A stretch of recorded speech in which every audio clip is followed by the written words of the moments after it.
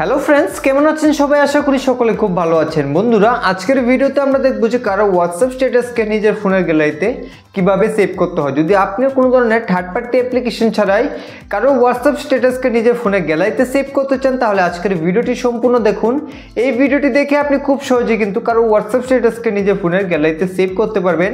তাহলে কিভাবে করবেন তা আগে ভিডিওতে আমি আপনাদের দেখিয়ে দেবো। তার আগে আপনারা যদি এই চ্যানেলে প্রথম হয়ে থাকেন তাহলে চ্যানেলটিকে এখনই সাবস্ক্রাইব করে পাশের বেল আইকনে ক্লিক করে দেবেন। তো চলুন বন্ধুরা দেখে নেই। তো বন্ধুরা, এখন হোয়াটসঅ্যাপ থেকে কারো স্ট্যাটাসকে নিজের ফোনের গ্যালারিতে সেভ করার জন্য সবার প্রথমেই আপনি আপনার ফোন থেকে একটি অ্যাপ্লিকেশনকে খুঁজে বার করে নেবেন। এখানে আপনি সার্চও করতে পারেন ফাইলস লিখে। তো ফাইলস লিখে লেখার পর এখানে আপনি এই অ্যাপ্লিকেশনটি পেয়ে যাবেন। এই অ্যাপ্লিকেশনটি বর্তমানে প্রায় সকলের ফোনে রয়েছে। আপনার ফোনে যদি না থাকে তাহলে আপনি চাইলে কিন্তু প্লে স্টোর থেকে ডাউনলোডও করে নিতে পারেন, কিন্তু এই অ্যাপ্লিকেশনটি প্রায় বর্তমানে সকল ফোনেই থাকে। তারপরে এখানে আসার পর আপনি এখান থেকে সবার উপরে 3 লাইন দেখতে পাবেন, তার উপরে ক্লিক করবেন।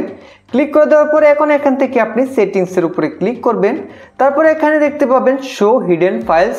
তো এই সেটিংসটিকে আপনি অন করে দেবেন।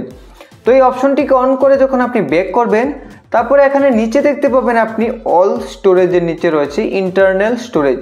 তো তার উপরে ক্লিক করবেন। এখন বন্ধুরা, এখান থেকে আপনি একটু নিচে আসুন। এখানে নিচে আপনি একটি ফোল্ডার দেখতে পাবেন। এখানে আপনাদের রয়েছে অ্যান্ড্রয়েড। তো আপনি অ্যান্ড্রয়েড ফোল্ডারটির উপরে ক্লিক করবেন। তারপরে এখান থেকে মিডিয়ার উপরে ক্লিক করবেন। তো বন্ধুরা, এইগুলো কিন্তু আপনি একটু মন দিয়ে দেখবেন, না হলে কিন্তু আপনি হোয়াটসঅ্যাপ স্ট্যাটাসকে ডাউনলোড করতে পারবেন না। আর যদি আপনারা একবার ভালোভাবে দেখে নেন তাহলে যে কোনো স্ট্যাটাসকে কিন্তু আপনি ফোনের গ্যালারিতে সেভ করতে পারবেন। তো এখন বন্ধুরা, এখান থেকে কি করবেন, আপনি com.whatsapp এই ফোল্ডারটিতে ক্লিক করবেন। তারপরে এখান থেকে হোয়াটসঅ্যাপের উপরে ক্লিক করবেন। এখন বন্ধুরা, এখানে আপনারা মিডিয়ার উপরে ক্লিক করে দেবেন। মিডিয়ার উপরে ক্লিক করে দেওয়ার পর এখন দেখতে পাবেন স্ট্যাটাসেস, তার উপরে ক্লিক করবেন।